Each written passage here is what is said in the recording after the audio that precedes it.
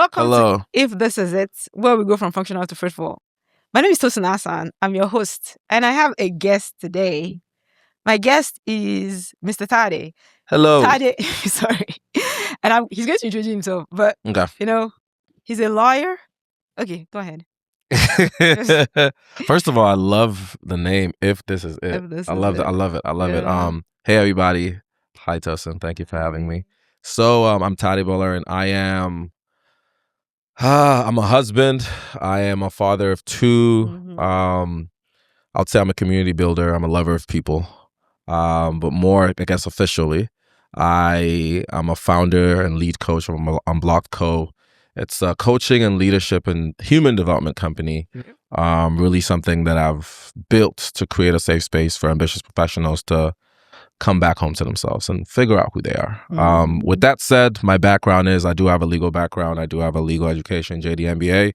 I've worked in really high pressured places, the Big Four, law firms, and, pretty huge tech firms. So, yeah.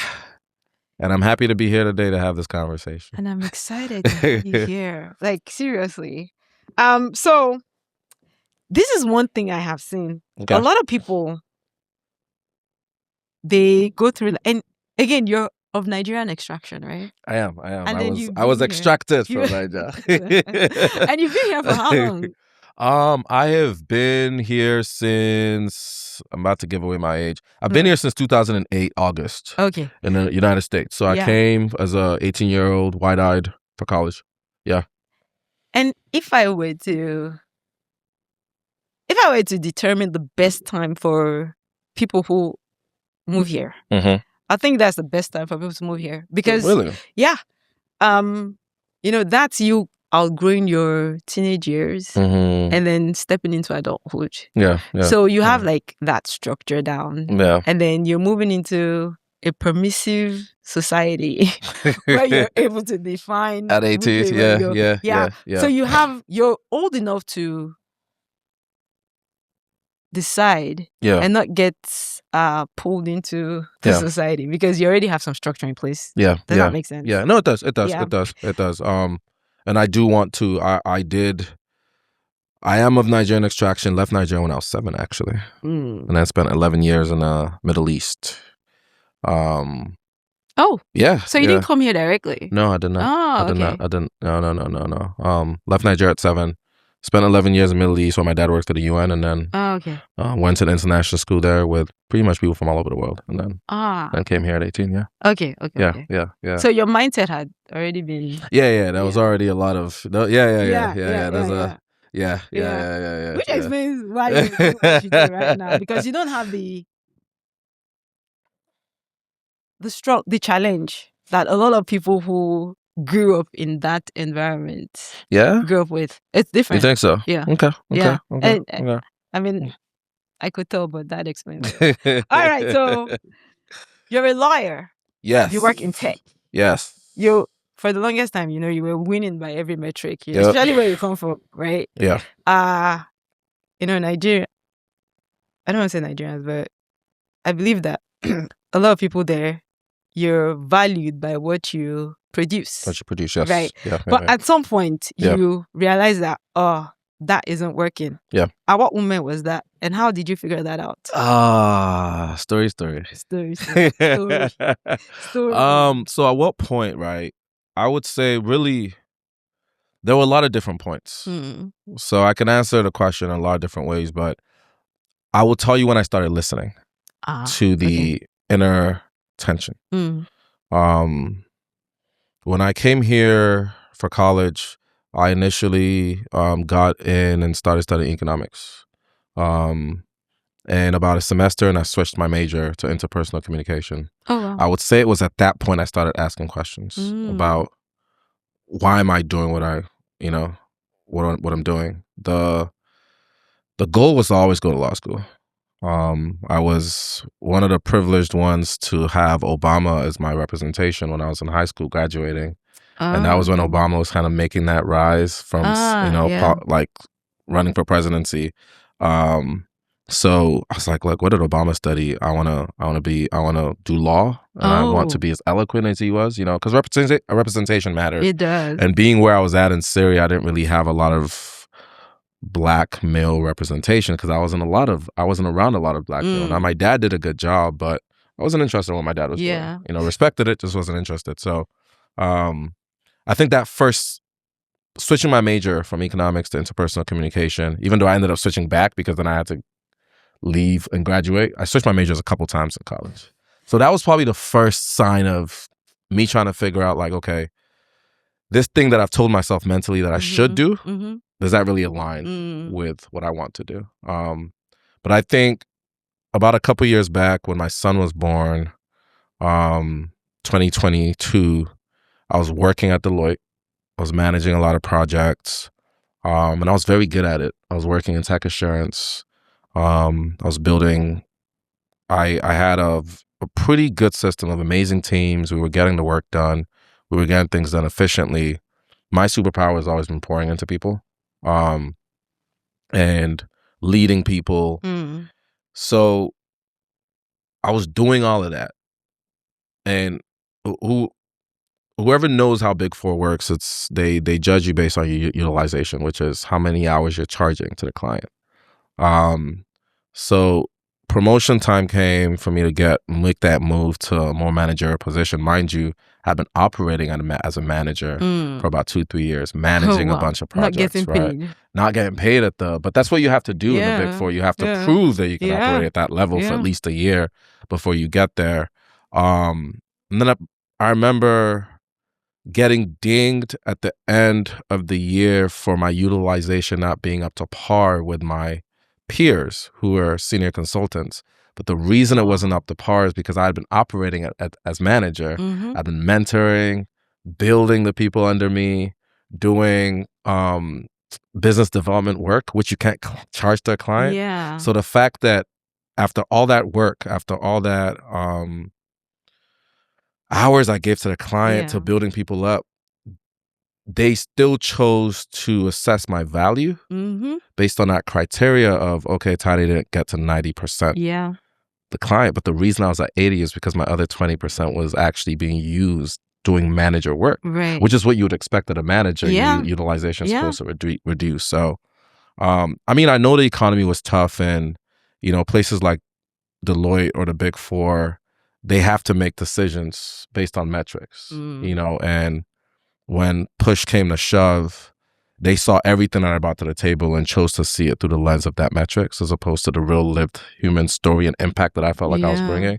And I think that was my wake-up call that, hey, look, I can either continue to allow Deloitte to define my value, or I can define it for myself, bet on myself, and leave. And that's what I did. I left Deloitte, nothing lined up. And I think that's when I actually started walking in alignment and telling myself, I'm going to define value and worth going forward. I wasn't going to let another company do that. So, wow. Yeah. And this happened a few years ago. This happened Deloitte, my son was born, started working at Deloitte 2021. I left Deloitte last year, 2024, June.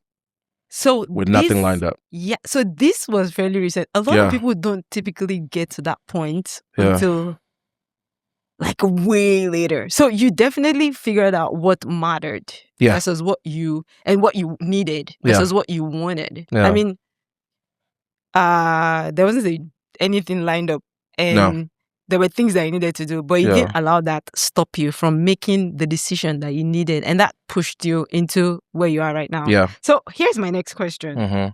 We were sold this formula, right? That get the good job, you get the good life. But a lot of people actually they're burning out. Yeah. And they think, oh yeah, the next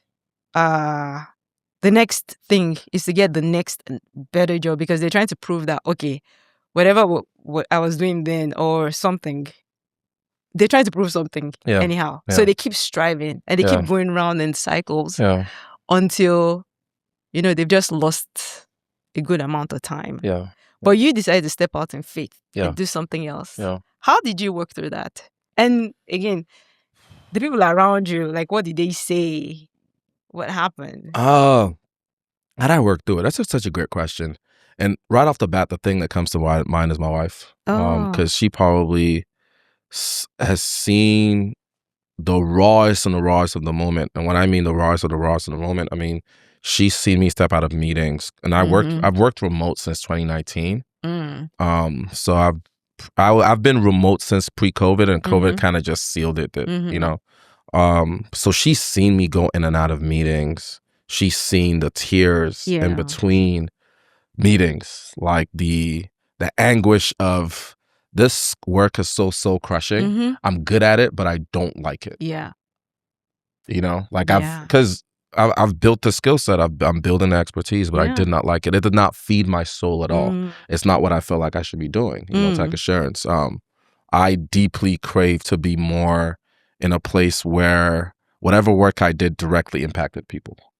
You know, and I think I figured that out while I was working there. Now, how did I work myself to the point where I quit? I think I just started small. I switched jobs every couple of years. And then by the time I got to Deloitte, I think one of the things I told myself entering Deloitte was, even though I'm joining a Big Four company and I'm doing Deloitte, I'm going to do it my way, and I'm going to do it with as much integrity and excellence as possible. But I'm going to introduce a lot more of myself to it, almost like to test it. Right. Okay. If that makes sense? Yes. So yes. I would say things to my manager that I would have never said before, because the conditioning is, especially us of immigrant descent, is we're here in America, you've worked hard, you got the degrees. You're almost taught to have this mindset of appreciation and gratitude to be there, right? To be there, that's what they teach us. Yeah. Coming back. Coming from where we're coming from. Yeah. And a lot of us carry that mindset into the workplace, which holds us back compared to our peers that are of American descent, because they know how to ask for exactly what they want and get it, while we're like, we don't want to be problems. Yes. I don't want to be a burden. Yeah. I don't want to be problematic. I want to take stuff off your plate, but I don't want to appear as if I'm asking for too much than I deserve. So I decided to kind of flip that a little bit at Deloitte. At Deloitte, I openly discussed, hey, I think my skill set is people. I want more opportunities to manage people, to train people up. I would put random meetings on the calendars of my recruiter, of calendars of, and Deloitte is huge. So like I would leave tech assurance, look up the directory and say, who's in human capital? Let me have a conversation with them and ask them, what are they doing? What does your day look like? What do you do? So I started accumulating research about where I thought that I wanted to be, and just learning and just having those conversations. So I did at Deloitte.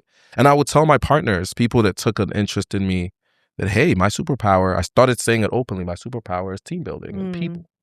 You know, like, and obviously another superpower I have is the ability to learn anything. That's what I learned from law school. Yeah. There's nothing you can put in front of me that I can't teach myself or I can't learn. So I know that's check one. Yeah. But do I actually derive any sort of enjoyment by doing it? And I started to be honest and say, look, I don't really derive much from doing this, but I'll do it excellently regardless. Yeah.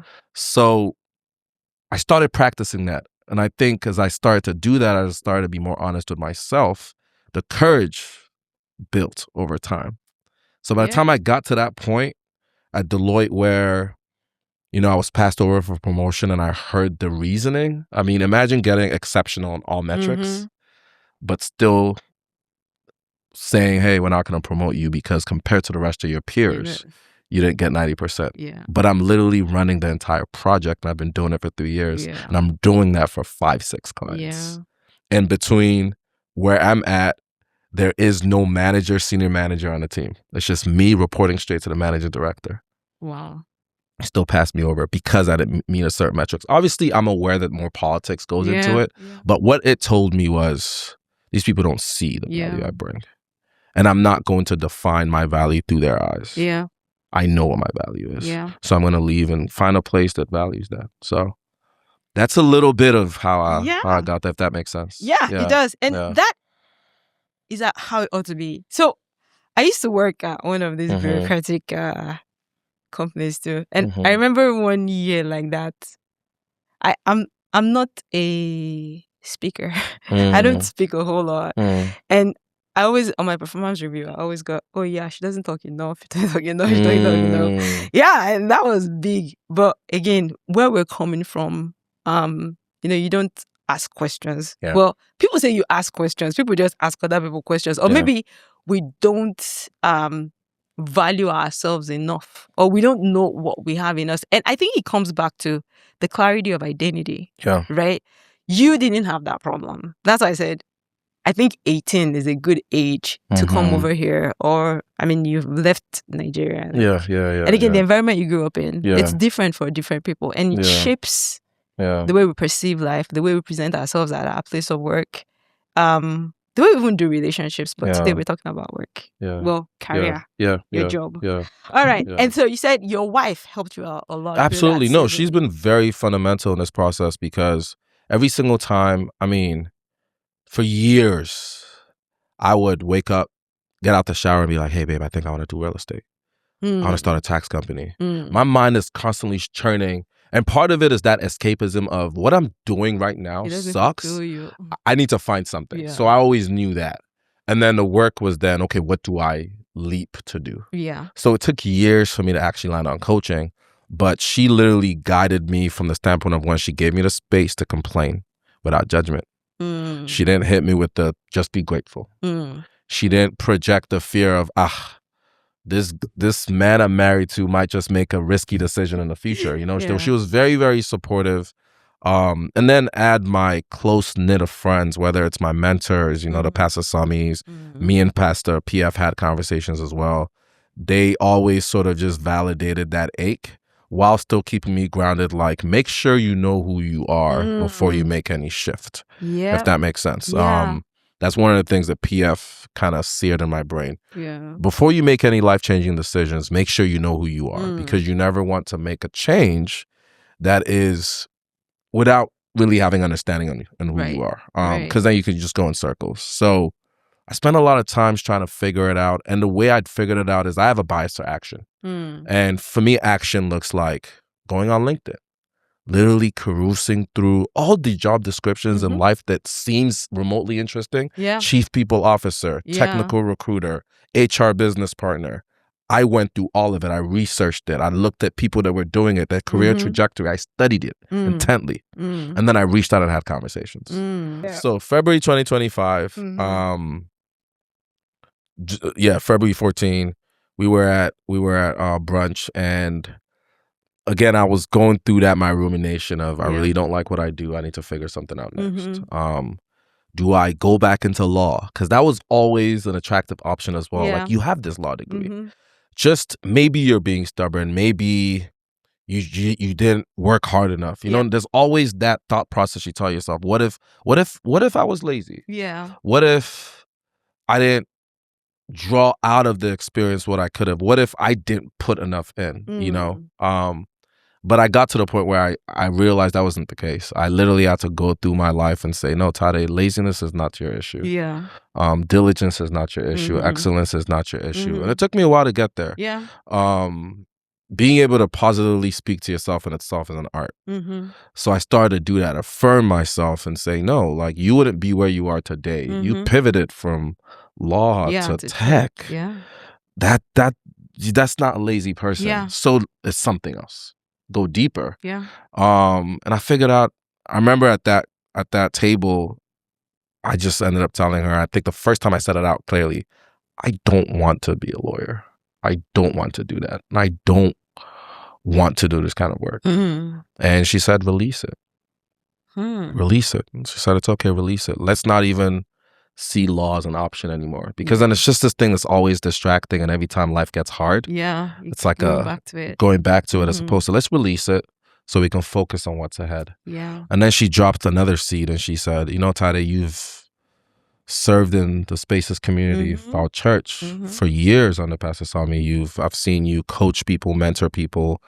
And, you know, I see the way people call you whenever they need any sort of guidance. And you just talk for hours. And every time after that call, you're always so excited. Your energy is uplifted. It's almost like, even though you're quote unquote helping them, that conversation also helped and invigorated you. She's like, you might want to look into coaching or mentoring or counseling because you've been doing it anyways. Just make it official. Yeah. So it helped. And right after that conversation, that night, I remember I was up till 3, and that's usually my hour. I'll be up till 2, 3 just researching something, you know? And that's when I seriously started giving coaching a thought, because prior to that, whenever I thought coaching, I just thought Tony Robbins, motivational speaker, you know, which is not what I wanted to be. I don't want to be a motivational speaker, but then the deeper I researched coaching, realizing that coaching is another modality that really helps you allow people to go deeper into who they are. Yep. You know, there's modalities like therapy. Therapy is very present and past centered, while coaching is very present and future centered. Yep. And that's where I wanted to operate. I wanted to help people move forward. Yep. Through alignment with themselves. So looked into coaching, saw a program, instantly applied, because I told myself, I'm not waiting. We're pregnant. My daughter was born on 2025 in August. So we were pregnant at the time. And I remember thinking, do I wait until we give birth and then go get an academic certificate? And something has said, nah, I'm done waiting. I'm done. I'm just going to find whatever I can get into now and just operate in faith. Yep. That we'll figure it out. And I discovered IPEC, and the rest is history. I'm here now. Launched my coaching company about how many months in? Yeah. It's actually taken a lot shorter than I thought. There's been so much alignment, so much healing in the process, and so much of, honestly, God's presence in the process as well. Almost like I was always supposed to do this. So, yeah. And you're doing a good job too. I can see that. And here's the thing, like, you probably haven't heard this, but you know, Jacob in the Bible, he didn't step into his season of fruitfulness until he stopped wrestling. So you were striving. A lot of us strive. And some people, what you discovered at the time you discovered it is actually a blessing, because a lot of people don't figure it out until they're like 70. Like way older, and they can't do anything about it. I can't imagine if that was my life. But a lot of people... I was determined not to. Yeah. Because you knew something. And again, the people that surrounded you, they matter. Yeah. A lot of people don't have community like that. They haven't cultivated those relationships. Again, because where we're from, they teach people that, oh yeah. Well, I don't think it was prevalent with the older generations, but I think with our generation, a lot of people were rooted in fear of what people can do to them. Yeah, there's definitely, I'm not going to lie, I grew up with a little bit of that, to your point, where it's almost like fearful of your neighbor. Now, I don't know where that originated, whether that originated back in Nigeria, or I always thought it was an immigrant thing of like, when you leave Nigeria, now it's be careful. But I'm not sure. But that was definitely part of my childhood for sure as well. A lot of people are afraid that, you don't want people to hurt you. You don't want people to take advantage of you. You don't want people to call you a failure or talk about you or whatever. And as a result, we don't take opportunities that we're supposed to take. And we don't step off the boat like God is calling us to. Again, it goes back to who you are. Yeah. Like, but you understanding who you are and who you were created to be. Yeah. And you being able to teach other people that's a blessing. Actually, that's one of the work of the fivefold ministry. The teachers, like, you're supposed to equip the saints, right? So that they can live the lives God intended for them to live. But they're not aware, so we're all called. All right, so it's easy for someone to look at you and be like, oh yeah, you hit all the metrics. And you didn't feel like you got there and you realized it didn't make you happy. And that's when you decided to step out. But you had actually been wrestling with those thoughts for years. It just took a minute for you to take action on it. Absolutely. Right? Absolutely. So if someone were to tell you that, oh yeah, you're able to say that because you have it all. Like, you've gone through it. And then you realize that, okay, that's not it. Yeah. What would you say to them? And I don't have the luxury of doing that because, I haven't hit those benchmarks here. Yeah, I mean, and to clarify the question is, if someone was to just look at me and say, duh, obviously he's done it all and it didn't work. Or it worked until you felt the restlessness, right?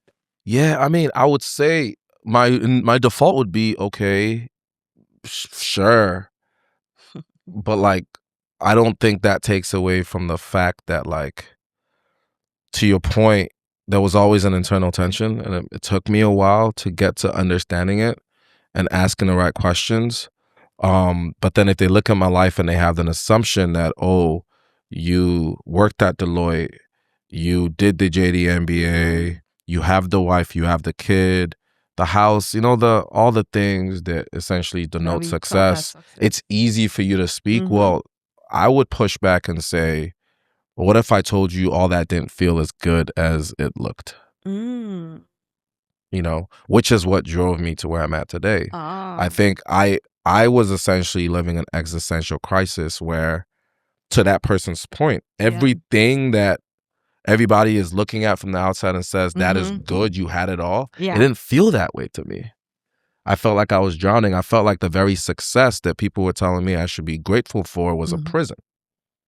I felt that vividly in my body. It was undeniable to me. Did your wife know that? Yeah, she did. She did. I expressed it quite vocally. And it actually took us a couple of years for her not to personalize it as anything was wrong with her. No, this is not about marrying the wrong person. It's just I'm not in alignment with myself. And nobody around me should take that personally. It's a personal journey, But nah, she knew that. She knew that. I was actually very vocal about it with my community. Palasami knew it too. I was constantly having those conversations. Obviously, the only difference is I didn't have a platform at the time. I didn't have Unblocked Co. I wasn't saying it out loud, but anybody close to me knew that I was not, what's the word? I was not satisfied. I wasn't satisfied. I was, if anything, I was depleted. Nothing I was doing felt. Yeah. Even my marriage at a point felt like I was pulling and tugging. Everything. And that's what happens when you're in misalignment. Yes. Everything felt heavy for me. And it's funny. There were times where I did think it was my marriage. And then that's where the mentorship and the guidance of like the Pasasamis and the PF, realizing, it's me. I'm out of alignment. And when I'm out of alignment, everything I touch is going to feel off and wrong. While on the outside looking in, I was doing it excellently. Right. People were applauding me. Yeah. But it was. So I guess that's what I would say to someone. Like, if you can say that, but what I would say is forget my journey or how it looks. Go within yourself and ask yourself, how do you feel? Yeah. Like, I can't even, I have no interest in trying to prove anything to anyone or even trying to argue with you. It's just simple questions that I feel like if you approached honestly, you will find your own clarity. How does it feel for you? Yeah. Go get that job that you think is whatever and ask yourself honestly, how does it feel? How does it feel? That is no, seriously. That is you can go through life thinking it's just you that feels this way. Because I have always been, I won't say that performing didn't feel good. Yeah. It kind of did. Yeah. At the time, but I always felt like something was missing. But then again, we were raised to feel like we had to compete with other people. Yeah. I'm a woman. I'm a woman of color. And I was in the midst of a lot of Well, I was in the midst of, and I always felt like I had to compete with my male colleagues. Yeah. And I was getting burned out in the process. Yeah. But I kept doing it because I had to prove something. And maybe if things had been working the way they were supposed to be working, or the way I expected that they were going to work, or the way I was made to believe that they were going to work, maybe I wouldn't have had to pause. But a lot of times when God wants you to do stuff, He throws a wrench in your plans. Yeah. And then things don't work out the way you anticipate. And then you have to start asking questions. So I'm not going to say that I would have gone to that point. Maybe I would have at some point. Yeah. I don't know. Yeah. But again, the accolades and all, I mean, this is not about me. So no. And it's funny, you said something that sort of triggered a thought that I had. Some people will listen to this and think that have this natural inclination to, I want to leave my job as well, or I want to pivot. And my encouragement would be to pause. My message is not anti-corporate world. Success. It's not anti-success or ambition. It's not anti-9 to 5. It's let's get clarity. Let's normalize seeking clarity from within. Mm-hmm. For some people, the reason you don't like your job is not because you need to leave it. It's because the mindset with which you approach it isn't working for you. Yeah. So when you go within and do an honest audit of what your values are, what you desire, what you want, what you like, what you're getting out of the opportunity, and then ask yourself, the mindset with which I'm approaching on a daily basis, does it work for me? Yeah. And then choose different. Yeah. Some people need to leave a toxic work environment, but not everybody. Yeah. But that's what my invitation is. Go deeper into yourself to figure out, one, who you are, what you were created to do, what your natural gifts and talents are, what makes you tick, what you enjoy. And then from there, continue to ask yourself those questions and find that clarity. And some people, you don't need to leave the job. You just need to adopt a different attitude. Yeah. That is so good and profound. And here's why I say that. I was talking to someone recently, and he's in therapy. And he said something. He said, it's actually been proven that people are not honest with themselves. And the truth is, if you never get to the point where you're honest with yourself, you're not going to make progress. Yeah. And we all think, people are praying and God is wicked or something. But God sees inside everybody. And a lot of people are just not even honest with themselves about what they want to do and who they are and what they ought to be doing, or even how they are approaching life. Right? And again, that comes back to the way we were raised. Well, obviously, it's not working for most people right now, because if it were, we won't be so dysfunctional. Right? Because we're operating way beyond what we were created to operate at. The capacity we're supposed to be operating at. We're producing beneath what we're supposed to be producing, because we're not where we ought to be, if that makes sense. It does. And it's funny because on its face, people are doing a lot more. Yeah. They're doing a lot. It looks like they're doing a lot more. But they're not even, I call it functional. They're functional, but they're not yielding fruit. But they're multiplying. So they're multiplying chaos and dysfunction and exhaustion. And that's a problem. And nobody knows how to fix it. And people don't realize that to fix it, you just need to align with the truth. What's the truth? You have to find it. And you need to be honest with you. It starts with you being honest with yourself. Awesome. So there's a reason why you were able to get to that point. At the time you got to that point, you saw something growing up, or you saw something around you. What did you see? What did I see around me growing up? I mean, I'll describe what I saw growing up, and I haven't made this connection that you're making yet, but I'll bite. And what did I see growing up? I saw my dad loved what he did. What did he study? My dad studied. He was one of the first people to study educational digital tech. Oh. Back then. Wow. Where did he go to school? I believe it was like Ife. Oh. Yeah. Okay, that explains a lot. I believe it was Ife. So my dad in itself, he has a very innovative mindset. So, and he's 63 now. He's retiring literally in a couple of days. Tomorrow is his last day with the United Nations. So he's been doing this for a while. Congratulations. Congrats, Dad. And I hope I got the university right. I listen. I just don't, know the details. But I do know he was one of the first to study that particular thing. And then even back then when Zoom, all these, the world we live in now, where educational tech, learning system, management systems, he was one of the first to study that in university, saw the future for it. And then did a lot of photography. So by the time he got to the UN subgroup in Icarta, he was helping them with He was their learning development manager there. So there are a bunch of scientists that were working on seeds because that part of the world is dry. So they were doing research on how to grow certain crops in dry areas. But he was helping them with their digital learning management systems, right? Which then, when the war kind of popped up in that part of the world, he then transitioned to the UN official staff college in Torino, Italy, where when COVID happened, he became one of the most sought after UN staff in the world because he had been lobbying for years that they had to take that training virtual. And even when he was getting opposition from his superiors, he was already actually building it. Wow. So by the time COVID hit, guess who was there and had the capacity and the systems already put in place, seeing that this was coming. He didn't know it would be through COVID, but he knew that that's where the future was going. And he was able to take the UN essentially virtual.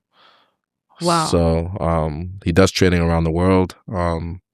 And that's essentially what he did: training, leadership development, any training topic people would go through him. He would turn it into a curriculum, make it virtual, make it so that it's scalable globally. And that's what he did. So I think just seeing the way he honed his craft. Right. My dad and I never had conversations about enjoyment, but I could see it. I could at least see the dedication. Yeah, that he knew what he was doing. Yeah, that he had a relationship. There was a relationship there between effort and reward for him. Yeah. And it seemed like the work he was doing was innately rewarding to him. So I have a question. Yeah. Your dad, he's a person of faith. Absolutely. What denomination? So we are Christians. I would say if we were to go official, maybe Protestant, like non-denominational. So it wasn't Christian. Orthodox? No. Oh, okay. No. Because I hear the structure in place. And him cultivating, that's biblical, right? Yeah. And it's something that is lost to this generation. People don't understand that they need to find whatever it is they're good at or their talent that's been deposited in them and cultivate it, right? Yeah. But your dad figured that out early and he's 63. So he's in that generation. And again, like we're talking about, a lot of structures that were in place during their time. Yeah. All that stuff got eroded out using with comforts and technology and everything. So a lot of people don't even, and when you ask them, they don't really know what happened. Like they just know that, okay, this is the way things were done during that time. Yeah. Like working your way up. Yeah. Being hardworking, being diligent, being consistent, not expecting delayed gratification, all that stuff. Yeah. Those are terms that are kind of foreign to this generation because they feel like, oh yeah, those people were slow. That's why things took a while for them to materialize. But I realized that those things, those traits that they were cultivating or were cultivated in them at the time helped them be fruitful. Yeah? But I'm trying not to use the word productive. Productive, yeah. Help them be productive in their careers, in life, as parents, because they were able to pass, those things down to their children. Yeah. I mean, I can certainly see where you're coming from, right? And there was a grit. I think what I'm perceiving that you're trying to, or the way I'm interpreting what you're saying is there was a grit that my father has that I do definitely agree that is an art now. But it was a necessity in that day. Now it's not. Yeah, grit is, and I don't want to go as far as to say I don't see it because I mean, if you think about the pathway that I've taken, I see grit around me, but I can understand how where we're at, where yesterday's comfort pleasures becomes today's necessity. We're in the microwave generation, fast food. We want things quicker. I can see how sometimes the grit and having to work for some things diligently is lost. Now, I would say, and it's a question that I have that I don't have an answer to. So but I would say perhaps because the environment has changed, the the level of grit that my dad needed to to work at, to go from photography all the way to the United Nations in Italy, he needed to do that. Yep. But nowadays, I mean, I think the way we define grit has to change and look different for where we're at, right? So I'll give you a perfect example to kind of, I remember when I started working remote, and my wife is a nurse, so she would get up every morning and she would go and do work that on its face is very gritty, which is bedside, caring for people, lifting people. And she's waking up at 5 a.m., getting herself ready, leaving me either, and I was one of the smart ones where I would get up with her. But then there are days where she'd come back home and she'd just see me in front of a laptop. And in the early days of remote work, it was easy for her to look at what I did and look down on it. Like, there's no grit or work involved in that.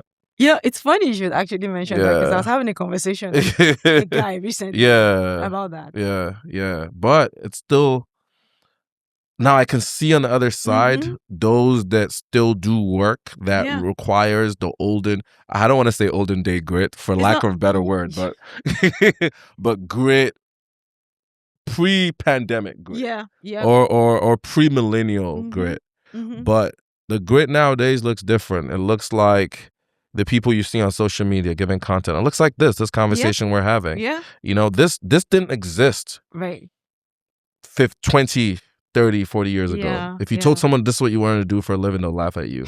Now this is the way of working for the future. So I think when we talk about grit, I think it's very important to also understand that times have changed. So we need to make sure we're defining it according to the times we're in. So it's easy to look at some people now and maybe say they don't have grit, but maybe we're still defining grit from the definition of how it used to be defined for our parents' people. And that's my problem. The systems, right? I feel as though, I don't feel and everything changes like every generation, but we should never have had to be defining people by that in the first place, right? That's part of the fallout from the distortion. Fallout from the distortion, but which is the fall, like Genesis 13, right? The striving. So the fact that things happen that way, and again, we're blessed to be in the generation we live in. But we cannot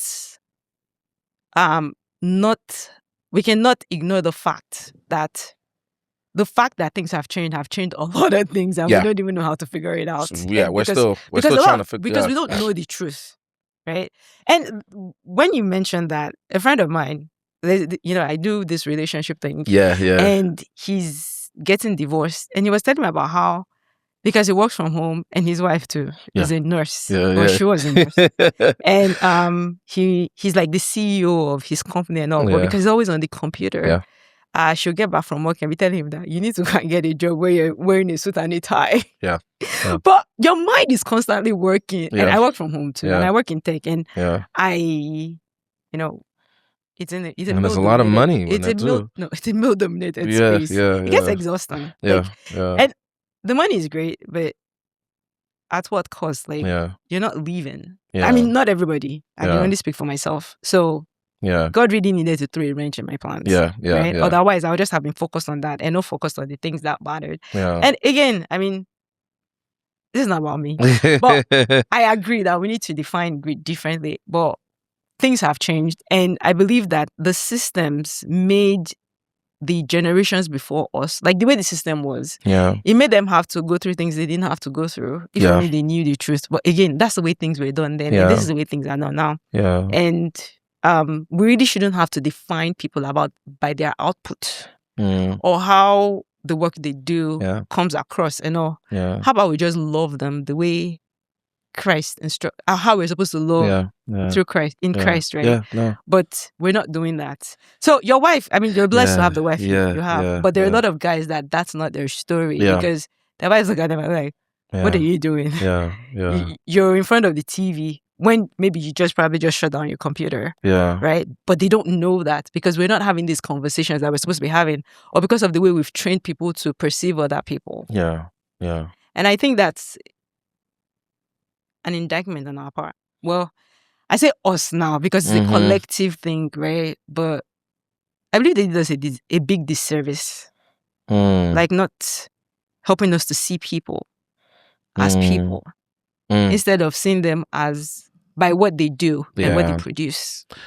Yeah, no, I hear what you're saying, and I agree in part that we definitely live in a society that values people by what they can produce. It's been that way, especially when you come from Nigeria.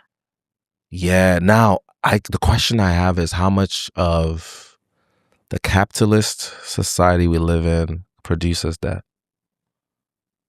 You know what I mean? Like, I feel like, let's say Tade Bolarin has the best of intentions, but the system I live in essentially has marked out my days from you wake up at this certain time because that's what they're preaching. You do work from 9 to 5 after 5. It to survive in America. It is very, very hard not to look at output. Yeah. It is very, very hard. So it takes, to your point, it takes a certain level of intentionality to go against that grain, to find out what your value is. Yep. Because the system is telling you your value is how much money you make. Yep. Can you pay your bills? Yep. How big is your house? Yeah. How efficiently can you do what you did well last year? Literally at every job, they'll say, kudos, you're one of our best employees. Yeah. Now do it better and quicker. Yeah, because next you year. get this bonus. If you were to do the same thing next year, no, that's a failure. No, that's a failure. Yeah. So I can see how it's easy to kind of get caught up in, again, so my apologies for lack of a better term, in that hamster wheel. The golden handcuffs. Yeah. So yes, a disservice has definitely been done, I think, to the minds. Because for me, that's what I think it's an attack on the mind. It is an attack because the system is built to get you to work. Yep. But not to think. And again, I don't want to go too deep because there's a history behind the way the current America was built. Yes. So America is essentially built a nation of workers, right, to fund and support capitalism. So again, that's why I have empathy for when people have those issues, because really what you have is an issue where you are functioning within a system that does not really take account for your soul. Yep. Which is why we do need to lean into our faith, who God says we are, and start asking ourselves those honest questions to at least find ways, I don't want to say cope, but to thrive, because I do believe you can thrive within the system. Oh, yeah, but absolutely. It's just really, really intentional. Yeah. So, yeah. Yeah. And to thrive, you can't defeat any system, right? Yeah. You have to rise above it, and it's by faith. Yeah. Right? Yeah. And so you're telling me that your faith played a big role in this. Absolutely. When did you start cultivating that faith? Honestly, I can't even, I can't give you a point in time, but what I will tell you is this. I am surrounded by amazing people that, you know how sort of like we read the Bible and we're able to kind of interpret it and be like, Paul did this, said this, Peter said this. I'm surrounded by amazing people that essentially read the book of Tade and then say it back to me. So I have a best friend, Tunde. He's on PF Unfiltered. Yeah. He, I will say, has been very consistent. I've known him since 2008. He has been very consistent since we've met to point out, like, Tade, the way you move, that's faith. Yeah. Oh. I didn't see it. I was making day-to-day decisions. Yeah. I was making those small decisions of, okay, let me not lean into fear. Yeah. Let me think, what if it works? But him watching me, he's the one telling me, yo, that's faith. Yeah. You're operating in faith. Yeah. You know, I remember when I left Deloitte and I told Pastor Sami, and one of the things he told me is like, bro, that takes a lot of faith. So a lot of times when I'm doing this thing, I feel like I walk in obedience with my inner compass. And I have this innate belief that there's a quality that I have, which is my ability to hope and see possibilities, that is not of me. So I've always relinquished that to God. Like, I know that's not me.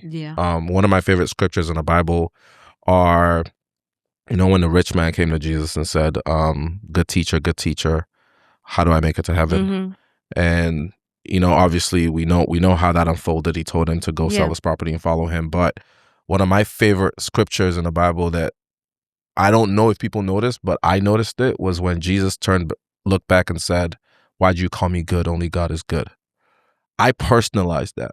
I am aware that there's nothing inherently good that comes from me that is of me. It is God in me. So I have always been able to feel the presence of God when I feel this innate sense of good. And my ability to hope and believe just unwaveringly without evidence that tomorrow will be a better day, I know that's God. So I follow that. And that's me walking in obedience. Now, I'm not able to articulate that it's faith, but the people watching me, because my life then becomes a testimony. My life and the decisions I made measured up with the fear that they face. They're able to be like, no, bro, that is faith. I would never do that. And that is the cultivation. It is the acting, leaning into what feels natural, because I do believe that the good in us, if we allow it to, will flow innately. Leaning into that, and then being surrounded by people that can be like, yo, you're a superstar, or you're good at that. All that together, I think, is how I've got here. That makes sense. Wow. All right. So we have a few minutes left. And I have more questions. Yeah. We've talked about the problem, right? We've talked about the lie. We've talked about the resistance that a lot of us have felt. But a lot of people stop there. So we've diagnosed. That's great. How do we, and on this show, we teach the framework, right? We talk about it. So how I prepared for this one. Oh, you did? So how do we rewire the way we think about work? How do we cultivate? Keep and resist. Right? Yeah. Cultivate. We cultivate, we keep, and then we resist the truth. And this from Genesis chapter 2, by the way. Yeah. So how do we cultivate work that matters? Inner awareness is the word. Awareness is very key to Unblock Kill My Business. Inner awareness, alignment. So you have to cultivate your inner awareness. The ability to hear yourself and see yourself and feel yourself. I remember Pastor Michael Todd, years back, I was reading his book. I don't remember the name of the book, but I remember a phrase that stuck with me that said, you are worth discovering. Tosin, you are worth discovering. Tade, you are worth discovering. So discover yourself. I feel like the journey of life is to really figure out who you are, and it can be an enjoyable journey. So like that inner awareness of learning yourself, not against what the world wants you to do or how they want you to show up, but what you were designed to do, what makes you tick, what makes you happy, what makes you sad, all of it. Learn that. And then alignment before acceleration. And then stillness as a skill. Cultivate stillness. People don't know how to be still. That's why it's so hard. God says, be still and know that I'm God. And especially women, I don't know. We live in a society that makes it hard because again, I don't want to get too deep, but we live in a capitalist society and we are all products and the people that are running capitalists, and this is not a conspiracy theory, it's the way it works. They squeeze and squeeze and squeeze, and we have all become products. Right. So it makes sense why it's hard to be still. We think that clarity comes from doing. So we need to earn clarity. We need to earn alignment. We need to earn worth. But a lot of times, if we can just go back to the place of believing that our worth is already within us, alignment is something we come home to. It's not necessarily something you discover. It's already there. You just have to discover yourself. Then you learn that, oh wow, stillness is still I can tap into. Depending on the context, obviously, but I can stay still and figure out who I am. That's good. That's great. All right. How do you guard what you're cultivating? There's a lot of buzzwords that are in the corporate world and work that I think has been skewed, but we can still lean on it. Excellence, responsibility, accountability. All those words still mean something. They're still honorable words. It is honorable to do something excellently. Excellently with all your power. It reminds me of the scripture in the Bible that says, if your gift is teaching, teach with all your heart. Yep. If your gift is generosity, give. There's no conditions. Yeah. To me, that's what excellence looks like. That's my framework for excellence. Yeah. Do it without any condition. Yeah. Whether or not it's reciprocated, whether or not someone claps for you, whether or not they like it, just do it. Yeah. That's how you guard it. Yeah. Personally, excellence. I put here discipline. The ability to get yourself and work yourself into the shape required to do that which you have been made to do. Oh. That's what discipline is. Perfect. Yeah. Athletes that play basketball practice a certain way so that they can do it. Yep. That's what discipline is. Yeah. And it doesn't look the same for everybody. That's why those 5-step books don't necessarily work. Right. You first have to figure out what your mission is. And then be disciplined in that. Yep. Me trying to be disciplined to be a soccer player, I'm not a soccer player. Yeah. Does that make sense? Yeah. So that's why alignment first, clarity within yourself, and then discipline, excellence, responsibility, accountability. That's good. That's how you guard it. Yeah. That's good. Okay. Yeah. Resisting the tree of knowledge of good and evil. The urge to rely on logic. So what's the context here? Resisting the tree of knowledge of good and evil. So there are two trees. There's the tree of life, which is Christ. Yes. And the tree of knowledge of good and evil. I like the that. tree you eat from determines what you... Yeah. It determines whether you're fruitful or functional. Yeah. So, don't tie your worth to your output. Don't tie your worth to your output. And I actually wrote these down because I prepped for this. Confusing exhaustion for purpose and letting success mute your inner life. Oh, yeah. So those are the 3 things I put down. Essentially, fruitfulness doesn't mean doing less. Yes. It means doing what gives life back. Yeah.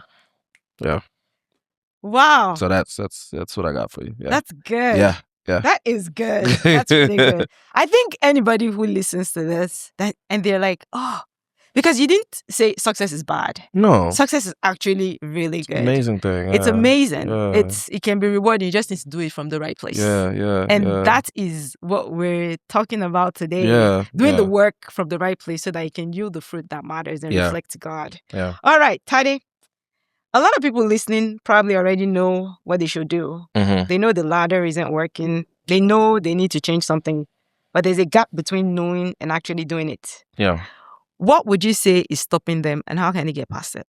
In my experience in coaching, and this is what I can lean on. I can only lean on my experience to answer this question. And while I can't answer this for every single person, I can answer from the standpoint of what I've seen, and hopefully it blesses somebody. Things that I have seen that hold people back is the narrative they carry that no longer serve them, such as the interpretations they've made about life, the assumptions they're making. An interpretation would be, for example, someone believing that because they've applied to 6 jobs for an accountant, senior accountant, and they made it to the final round and they weren't picked for any of the jobs, they now make the interpretation that they are not senior accountant material. That's an interpretation that's going to hold you back. Yeah. It's not going to help you in the future. When that's not the truth. The truth is you applied to a job like many other people, thousands of other people, and you weren't picked. And there's a lot of reasons that go into not being picked. Yeah. That's the truth. Don't let that define your worth. So interpretations, assumptions people make. People assume that because something happened in the past, it's going to happen again. So it holds them back.